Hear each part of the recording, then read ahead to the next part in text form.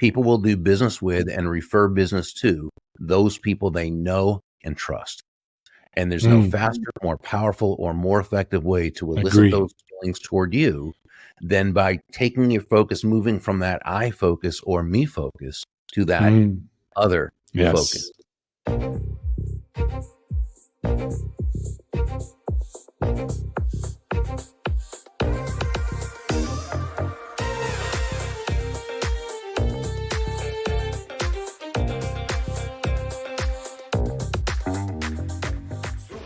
Welcome to Super Entrepreneurs Podcast. I'm your host, Shahid Durrani. Today we have with us Bob Burg. Bob speaks with entrepreneurs and sales professionals throughout the world on how to build powerful business relationships, effectively communicating their value, and cultivate endless referrals. Welcome to our show, Bob.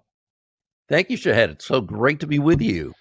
It's great to have you, my friend. That's a very interesting topic when it comes to business. A lot of people have difficulty asking for referrals, but I'm sure that there's an art, and I've interviewed someone in the past as well, that the referrals are become very natural once you learn that art. Can you speak about that a little bit? Sure. And I think it's a matter of having a system for doing so. So I personally define a system as the process of predictably achieving a goal based on a logical and specific set of how-to principles, the key being predictability. If it's been proven that by doing A, you'll get the desired results of B, then all you need to do is A and continue to do A, and eventually you'll get the desired results of B. It's the same when asking for and attaining high-quality referrals and introductions. We know they're important for a number of reasons. One, it's simply easier to set the appointment with a referred prospect based on borrowed influence. So rather than having to do all the grunt work that, is part of business, but you get to go right over above and right into the office because of someone else's influence that you're borrowing. With a referred prospect, price is less of an issue.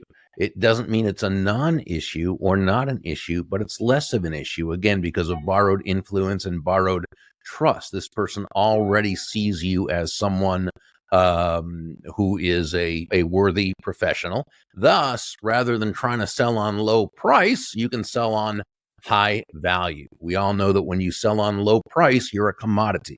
When you sell on high value, you're a resource, and you want to be positioned as a trusted resource.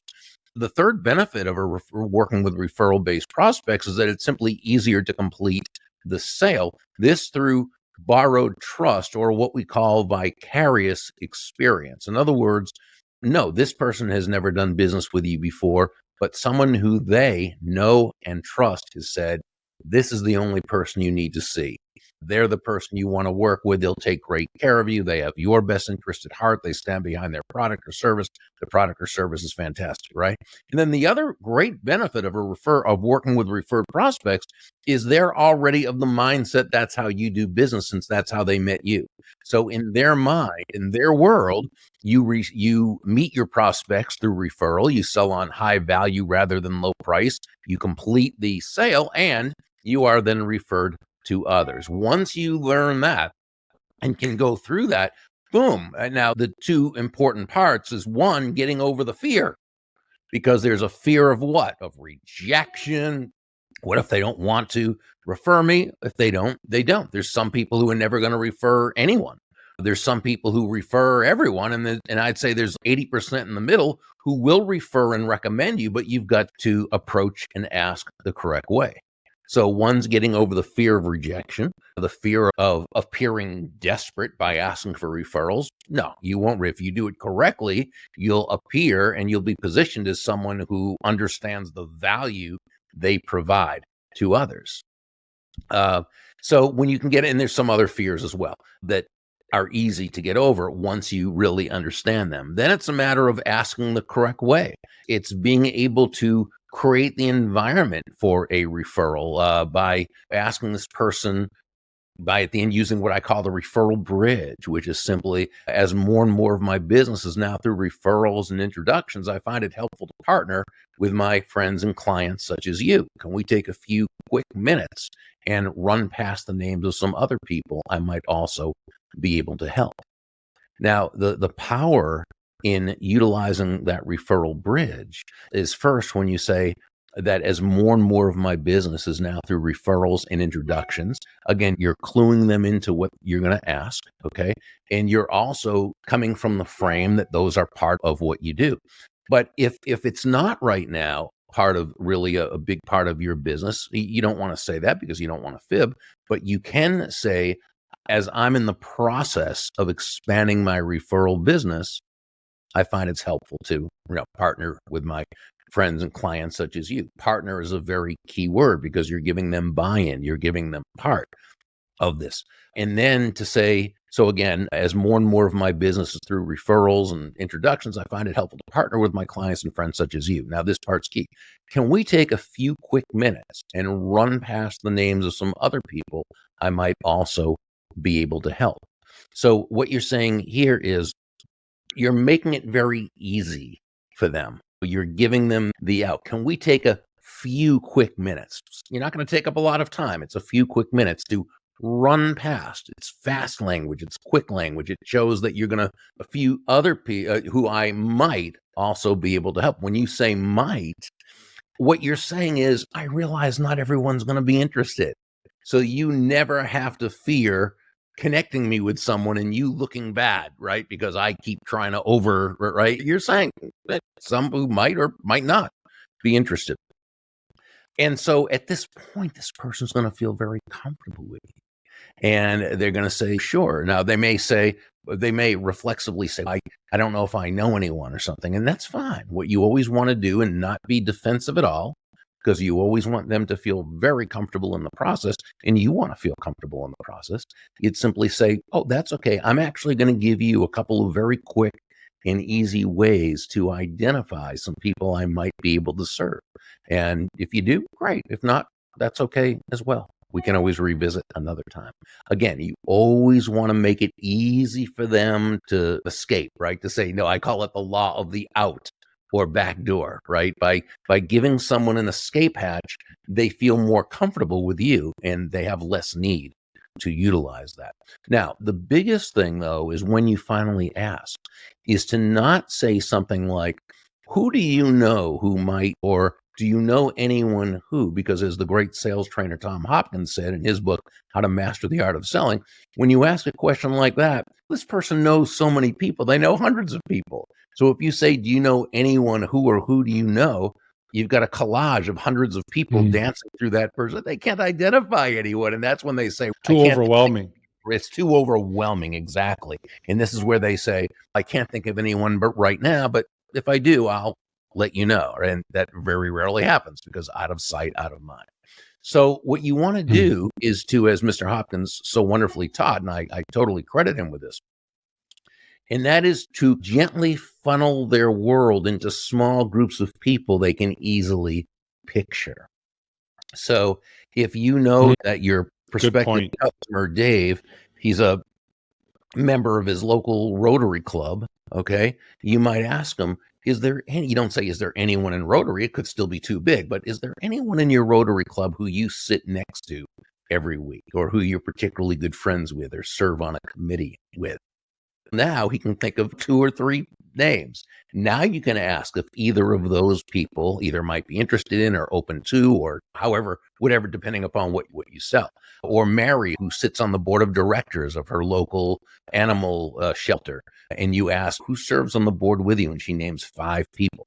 Okay, now you can say, would any of those 5, if you think of them individually, would any of those 5, and now you can ask because now she can, right? And so this is basically how we want to do it. We want to help them have small groups of people who they can easily picture in their mind's eye, who would be the best prospective customer. So it's like you can micro niche it or niche it even with referrals. Absolutely. And also have the escape hatch for both sides. You're allowing them to have it, but you're also allowing on your side too that Exactly. So exactly. yeah. So you feel more comfortable, right? It gets rid of those jitterbugs. It's important for both people in the process to feel very comfortable and to enjoy the process.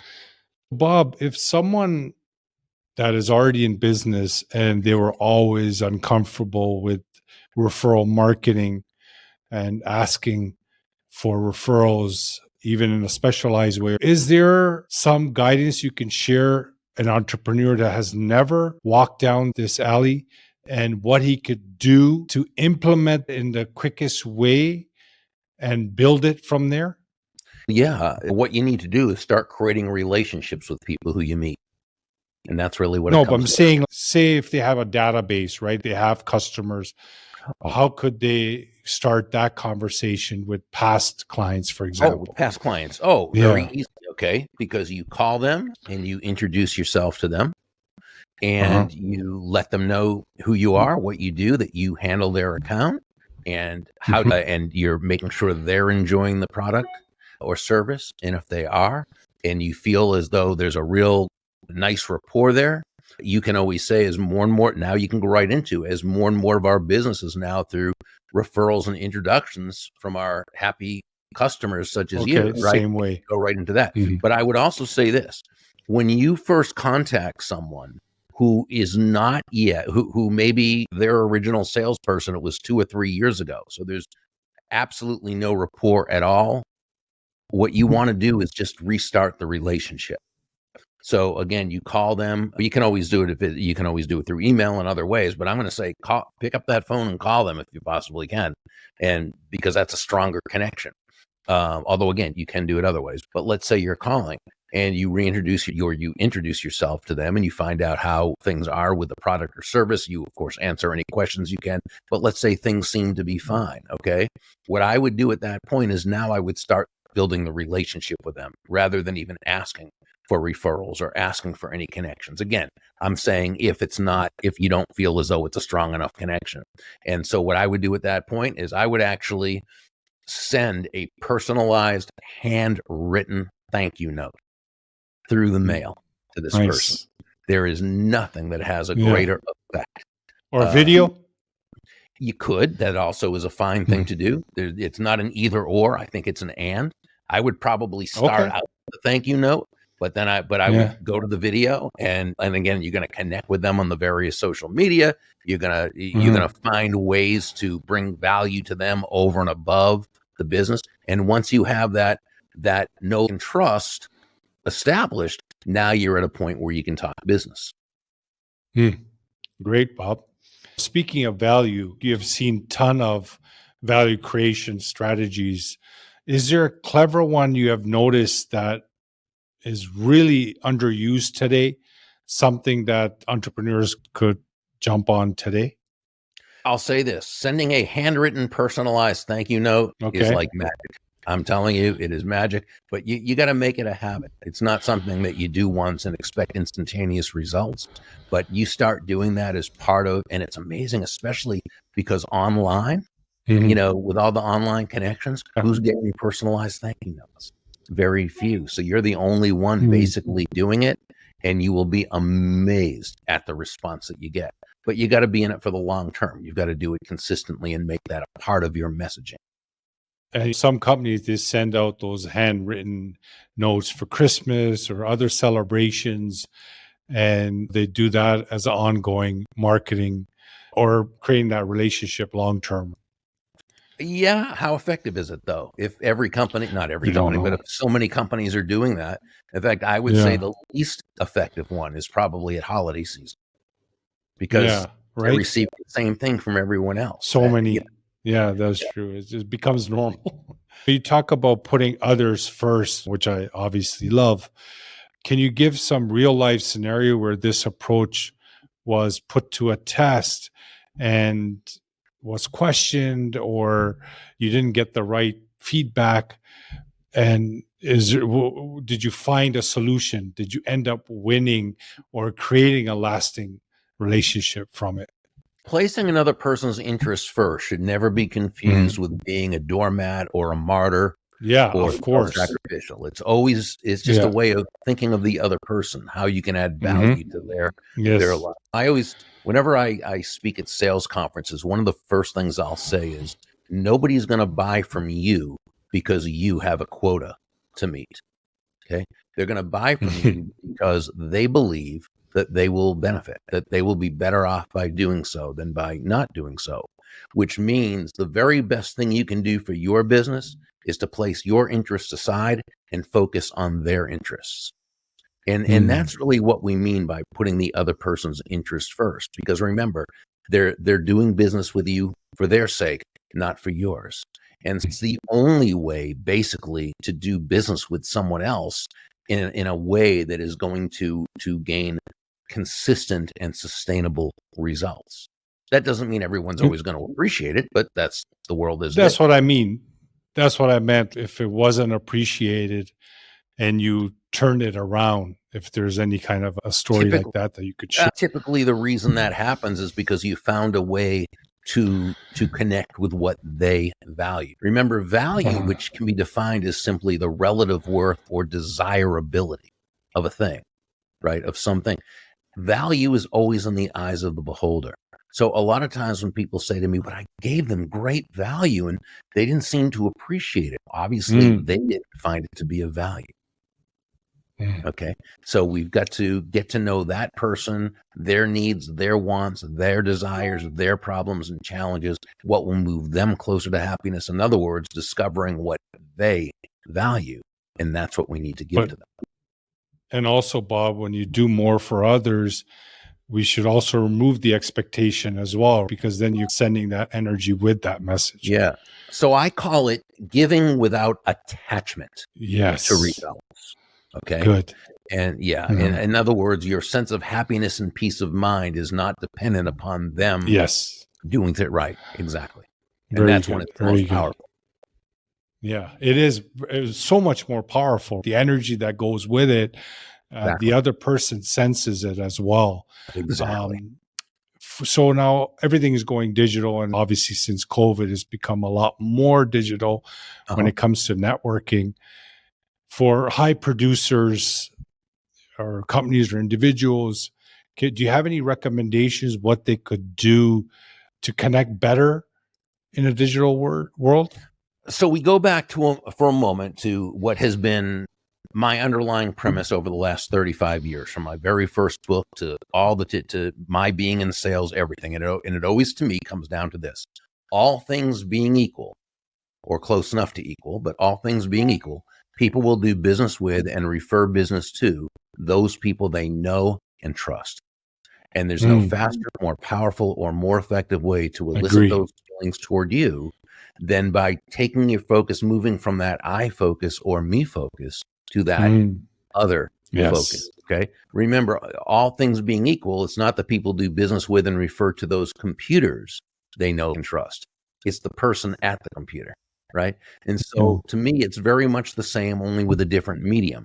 And that is you, before anything you do, before anything you share, before anything you post, before anything you, what have you, is simply ask yourself, before you click send, is what I'm about to send or post or pin or tweet or X or whatever, is it likely to bring value to this person's life?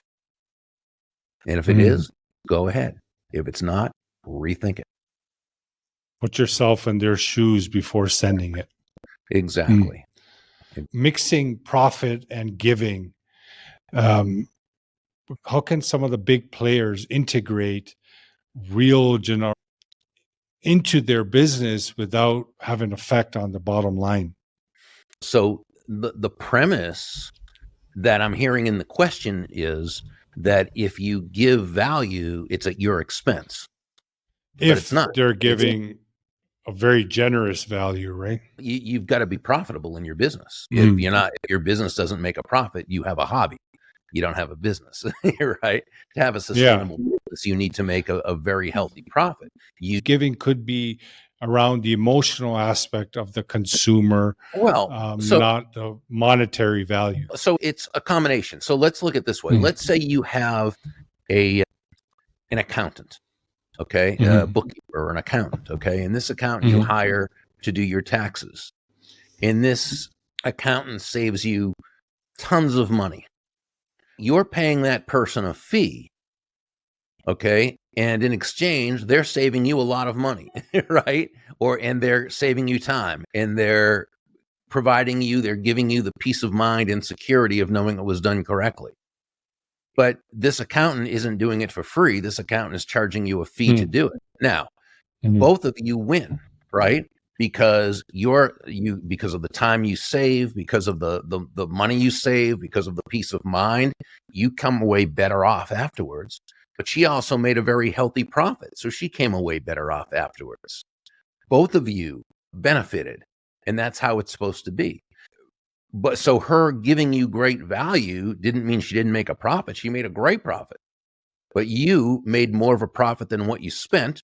And she made a great profit because it was worth it to her to trade her time, money, or her time, her energy, her knowledge for the fee. Now, there's one other thing. It's also in the experience you provide someone. So aside from just the intrinsic value, which is just based on what the product's supposed to do, okay? It's also the excellence you bring in terms of your knowledge, but also in terms of how you make them feel about themselves. It's the consistency, so they know you're showing up the same way all the time. It's the attention to detail and attention to them as a human being, not just as a customer. It's the empathy you display to help make them much more comfortable with the entire process. It's the appreciation and gratitude that you show that helps them, again, to feel good about themselves. Good. So with all those things, when we talk about giving, we're simply talking about adding immense value to another person. Okay.